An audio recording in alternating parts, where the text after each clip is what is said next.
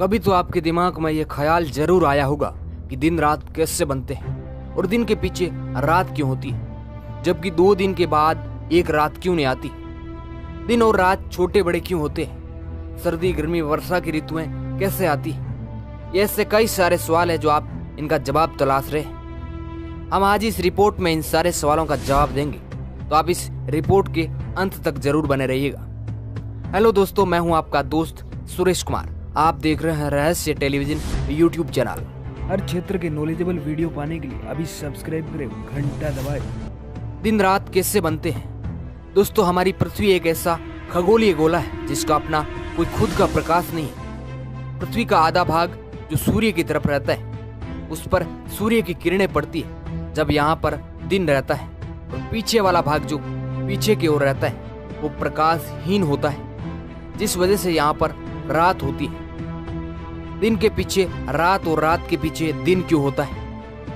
दोस्तों, हमारी पृथ्वी लट्टू की भांति अपने अक्ष यानी धुरी पर घूमती है। इसे हम पृथ्वी का परिभ्रमण कहते हैं। पृथ्वी को एक बार परिभ्रमण करने में लगभग 24 घंटे का समय लगता है। इसमें लगभग आधा समय तो पृथ्वी के धरातल का कोई भी भाग सूर्य के सामने से होकर गुजरता है, जिस कारण सूर्य की लाइट उस भाग में पड़ती है जब यहाँ पर दिन होता है, और पृथ्वी का आधा भाग जो सूर्य के पीछे की साइड में रह जाता है, वह भाग अंधेरे में रहने के कारण यहाँ पर रात होती है, जो आप इस वीडियो या फोटो में स्पष्ट रूप से देख सकते हैं। इस प्रकार परिभ्रमण के एक चक्कर में लगभग आधे समय के लिए रात और आधे समय के लिए दिन रहता है। तब दूसरा चक्कर आरंभ हो जाता है, और इस प्रकार रात के पश्चात दिन और दिन के पश्चात रात होती रहती है। 24 घंटे के एक दिन रात को साधारण बोलचाल में एक दिन कहते हैं। अब दोस्तों, बात करते हैं दिन रात छोटे बड़े क्यों होते हैं। यदि पृथ्वी का अक्ष पृथ्वी के कक्ष यानी भ्रमण मार्ग पर लंबवत मतलब कि सीधा होता है, तो पृथ्वी पर के प्रत्येक स्थान पर दिन रात बराबर होते, लेकिन ऐसा है नहीं। यहाँ पर पृथ्वी का अक्ष पृथ्वी के कक्ष के साथ 66.1/2 डिग्री का कोण बनाए रखता है, और पूरे साल में यह परिक्रमण में झुकाव इस प्रकार रहता है। 21 जून को उत्तरी ध्रुव सूर्य की ओर सबसे अधिक झुका होता है, जिस वजह से जून में उत्तरी गोलार्ध में दिन बड़े और रात छोटी होती है। दक्षिण गोलार्ध में दिन छोटी और रात बड़ी होती है। इस प्रकार ही 22 सितंबर को दक्षिणी ध्रुव सूर्य की ओर सबसे अधिक झुका रहता है, अर्थात उत्तरी गोलार्ध में दिन छोटे और रात बड़ी, तथा दक्षिण गोलार्ध में दिन बड़े और रात छोटी होती है। 21 मार्च और 23 सितंबर को उत्तरी और दक्षिणी ध्रुव का सूर्य के प्रति झुकाव एक समान होता है। इसका परिणाम यह होता है कि इस दिन दिन और रात दोनों ही बराबर होते हैं। दोस्तों, ध्रुवों पर 6 माह का दिन और 6 माह की रात होती है। उत्तरी ध्रुव 21 मार्च से 23 सितंबर तक लगातार सूर्य के सामने रहता है, और दक्षिणी ध्रुव 23 सितंबर से 21 मार्च तक। विषुवत वृत्त पर दिन रात वर्ष भर समान होते, और मौसम भी वर्ष पर एक जैसा रहता है।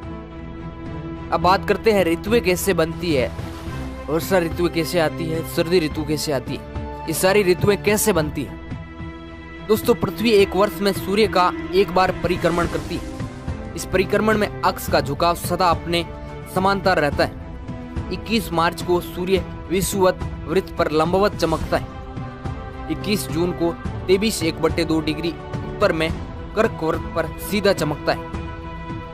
23 सितंबर को विषुवत वृत्त पर सूर्य की किरणें लंबवत पड़ती है, और 22 सितंबर को 23.1/2 डिग्री दक्षिण में मकर वृत्त पर है।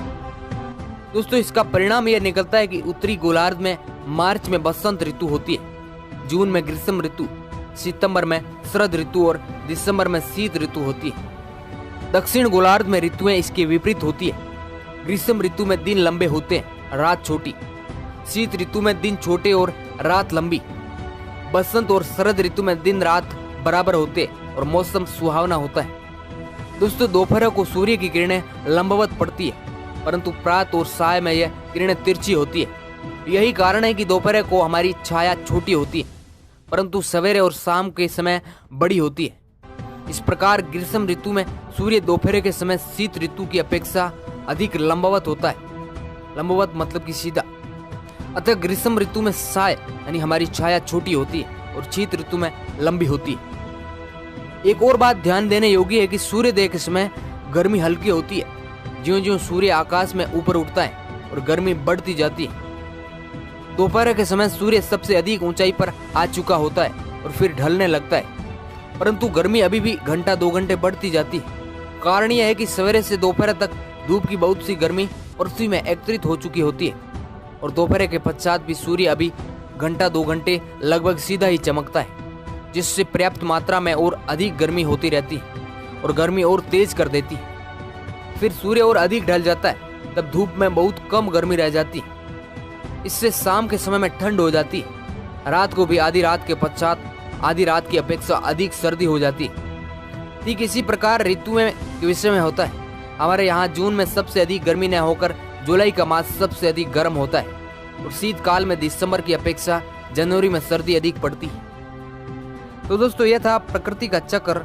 अगर आपको ये वीडियो पसंद आता है तो इस वीडियो को लाइक जरूर करिएगा और आपकी इसके ऊपर क्या राय है हमारे कमेंट बॉक्स में जरूर बताएं, हम उसका रिप्लाई जरूर देंगे। और अगर आपके मन में भी कोई ऐसा टॉपिक है इसके ऊपर वीडियो बनाना चाहते हैं तो आप हमारे कमेंट बॉक्स में बताएं, हम उस पर अगले टाइम में वीडियो बनाएंगे। तो दोस्तों, thanks for watching this video.